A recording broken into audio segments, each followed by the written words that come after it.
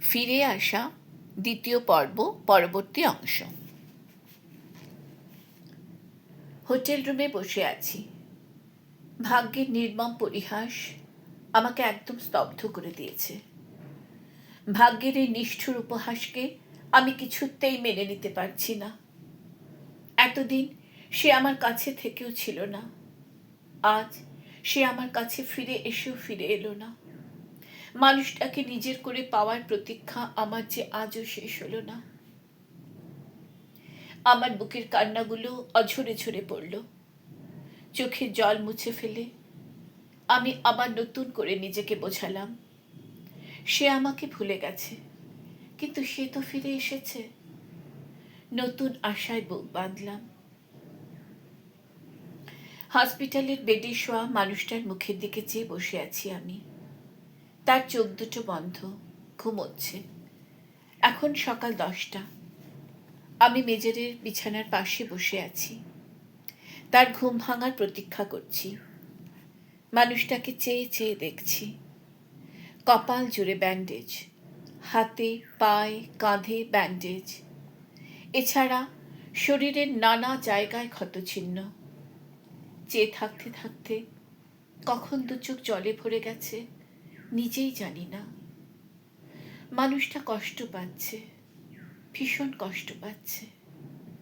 একদিকে শরীরের এই ক্ষতর যন্ত্রণা, অন্যদিকে ভুলে যাওয়া স্মৃতির নিদারুণ বেদনা। আমার শ্বশুরমশাই এবং শাশুড়ি মা ডক্টরের চেম্বারে গেছেন কথা বলতে। মানুষটার মাথায় হাত বুলিয়ে দিতে ইচ্ছে করছে, কিন্তু না, পারলাম না। কি জানি কি মনে করবে, সে তো আমাকে চিনতেই পারছে না। যদি বিরক্ত হয়। চুপ করে এসব ভাবছি, এমন সময় তার ঘুম ভাঙল। চোখ মেলে তাকালো।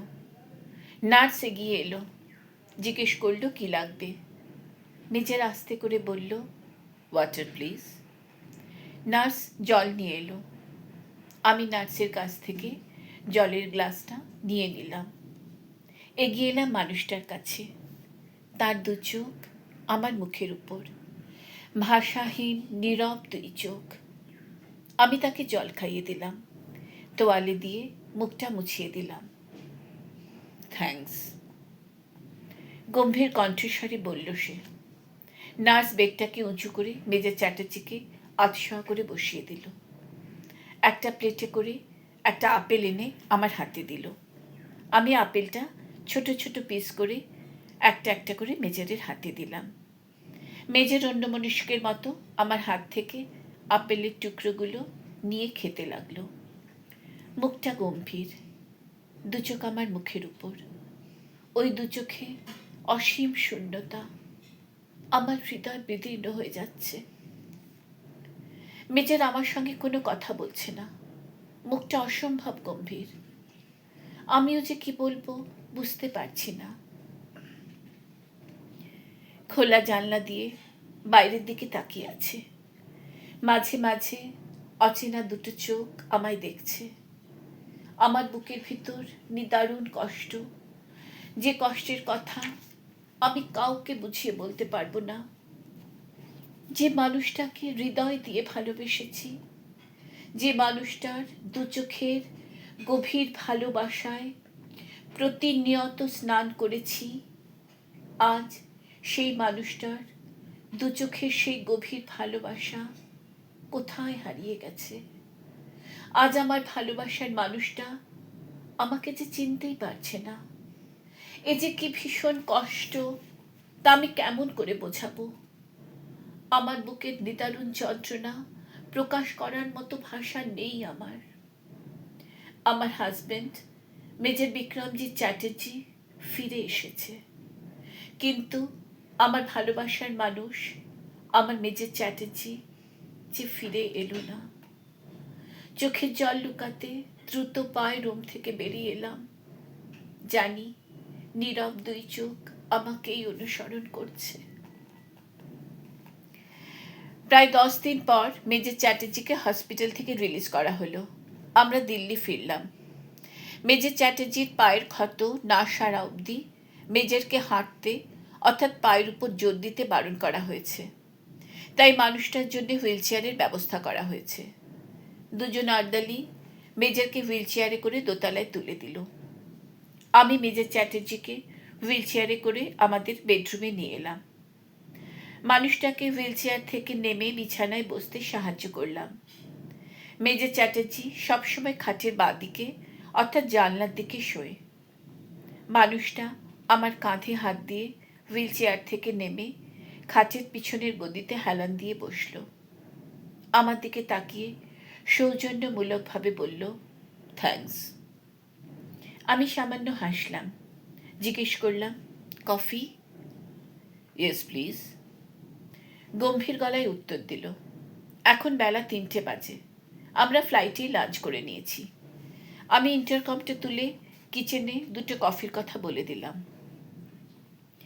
তার দিকে তাকালাম। 2 চোখ বন্ধ করে বিশ্রাম করছে। আমি ড্রেসিং রুমে ড্রেসটা চেঞ্জ করে বাথরুমে ঢুকে ফ্রেশ হয়ে নিলাম। বুকের ভেতর দুঃখ ভেজা খুশি। সে আমায় ভুলে গেছে, কিন্তু সে তো ফিরে এসেছে। আমার মানুষটা তো আমার কাছে ফিরে এসেছে। একজন আন্দালি এসে কফি দিয়ে গেল। আমি জানলার কাছে টি টেবিলের উপর কফি ট্রেটা রেখে 1 কাপ কফি নিয়ে মানুষটার দিকে এগিয়ে গেলাম। তার চোখ দুটো বন্ধ। আস্তে করে বললাম, কফি। চোখ মেলে তাকালো আমার দিকে। গম্ভীর দৃষ্টিতে তাকিয়ে থাকলো কিছুক্ষণ। তারপর অন্যমনস্কের মতো হাত বাড়িয়ে কফিটা নিল।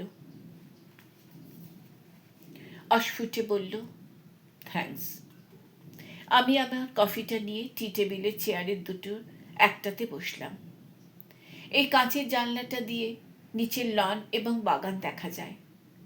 বাগানে নানা রঙের ফুল ফুটেছে। কি সুন্দর দেখাচ্ছে। ফুল গাছগুলোর দিকে তাকিয়ে ছোটবেলার কথা মনে পড়ে গেল। যখন ছোট ছিলাম নিজের হাতে বাগানে ফুল গাছ লাগাতাম।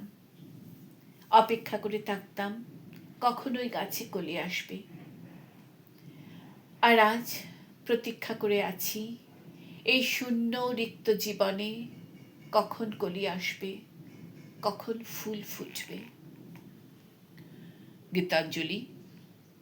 এত অন্যমনস্ক ছিলাম যে মেজর চ্যাটার্জির ডাকে চমকে উঠলাম। আজ এতদিন বাদে এই প্রথম মানুষটা আমাকে আমার নাম ধরে ডাকলো। একটুখানি ভালো লাগা আমাকে যেন ছুঁয়ে গেল। হয়তো কিছু লাগবে। কফির কাপটা টেবিলের উপর রেখে তার দিকে এগিয়ে গেলাম। মেজর একটু ভিতরের দিকে সরে বসলো। আমার দিকে তাকিয়ে বলল, বসো। আমি তার মুখোমুখি বসলাম।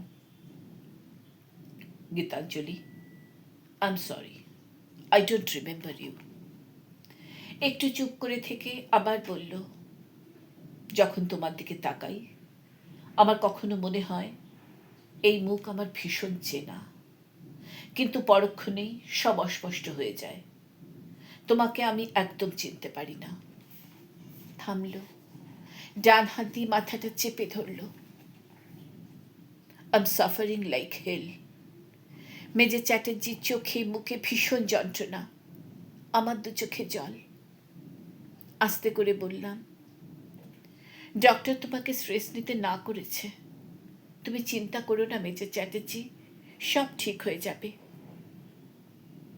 এবারে সে একটু অবাক হয়ে তাকালো আমার দিকে। Major Chatterjee, do you call me major Chatterjee? অবাক কণ্ঠে প্রশ্ন করল। আমি একটু লজ্জা পেয়ে মাথা নেড়ে সম্মতি জানালাম। কিন্তু মেজর চ্যাটার্জি কেন, বিক্রম নয় কেন? গম্ভীর গলায় প্রশ্ন করল। আমি মৃদু হেসে বললাম, সবাই তো তোমাকে বিক্রম বলেই ডাকে, আমি না হয় মেজর চ্যাটার্জি ডাকলাম। গভীর 2 চোখ চেয়ে রইল আমার দিকে বেশ কিছুক্ষণ। Well, it sounds good. গম্ভীর মুখটাতে সামান্য হাসি ফুটিয়ে বলল। অনেক দিন বাদে আজ তার মুখে একটুখানি হাসি দেখলাম। অনেক কষ্টের মধ্যে এই খুশিটাকে যত্ন করে রেখে দিলাম বুকের মধ্যে। সে তো হাসতেই ভুলে গেছে। আজকাল তার দু চোখে শুধু নীরব যন্ত্রণা। আগে তার এই দুই চোখে, তার মুখে সব সময় একটা মিষ্টি হাসি জড়িয়ে থাকত। আমার মন প্রাণ হৃদয় জুড়িয়ে যেত। আজ তার সেই হাসি কেউ যেন জোর করে কেড়ে নিয়েছে, চুরি করে নিয়েছে। মানুষটা একদম চুপ হয়ে গেছে। আমি জানলার সামনে দাঁড়িয়ে আছি।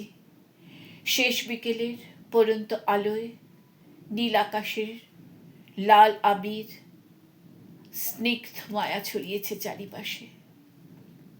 আমি চেয়ে চেয়ে দেখছি পাখিগুলোর ঘরে ফেরার কি ভীষণ তাড়া। তাদের ঘরে তাদের ভালোবাসার মানুষ অপেক্ষা করে রয়েছে যে। চোখ পড়ল আমার ভালোবাসার মানুষটার দিকে। হুইল চেয়ারে বসে আছে বারান্দায়, আনমনা ভাবে চেয়ে আছে বাইরের দিকে, গভীর চিন্তায় মগ্ন, মুখখানা অসম্ভব গম্ভীর। আমার সঙ্গেও বিশেষ কথা বলে না, নীরব দৃষ্টিতে গম্ভীর মুখে চেয়ে থাকে খালি। চোখাচোখি হলে কখনো সৌজন্যমূলক একটুখানি হাসে, কখনো বা চোখটা সরিয়ে নেয়। আমার বুকের ভিতর নীরব কান্নারা মুখ বুজে কেঁদে মরে। যে মানুষটার ভালোবাসা মাখা স্নিগ্ধ চাউনি, অবাধ্য দুই চোখের গভীর দৃষ্টি আমায় রাঙিয়ে দিত প্রতিনিয়ত, আজ সেই দু চোখ আবেগ শূন্য, নীরব দুই চোখ। আমার দু চোখ জ্বালা করে, ভীষণ জ্বালা করে। বারান্দায় বেরিয়ে এলাম, তার পাশে এসে দাঁড়ালাম। সে ফিরেও চাইল না, বাইরের দিকে তাকিয়ে বসে রইল চুপচাপ। এমন উপেক্ষিত আগে কখনো লাগেনি নিজেকে। গলার কাছে কষ্ট। কিছু লাগবে? আস্তে করে জিজ্ঞেস করলাম। নো থ্যাঙ্কস, গম্ভীর গলায় উত্তর দিল সে। আমি আবার পায়ে পায়ে ঘরে ফিরে এলাম, বুকের ভিতর একরাশ কান্না নিয়ে। সন্ধ্যের অন্ধকার নামছে, ঠান্ডাটা বাড়ছে। মেজর চ্যাটার্জির গায়ে শুধু একটা হাফ সোয়েটার, হাতের ব্যান্ডেজের জন্য ফুল সোয়েটার পরতে পারে না। আমি ওয়ার্ড্রপ থেকে কাশ্মীরি শলটা বার করে বারান্দায় নিয়ে এলাম, শলটা মেজরের গায়ে জড়িয়ে দিলাম। ফিরে তাকালো আমার দিকে, নীরব দৃষ্টি। থ্যাংক ইউ গীতাঞ্জলি, গম্ভীর গলায় বলল সে।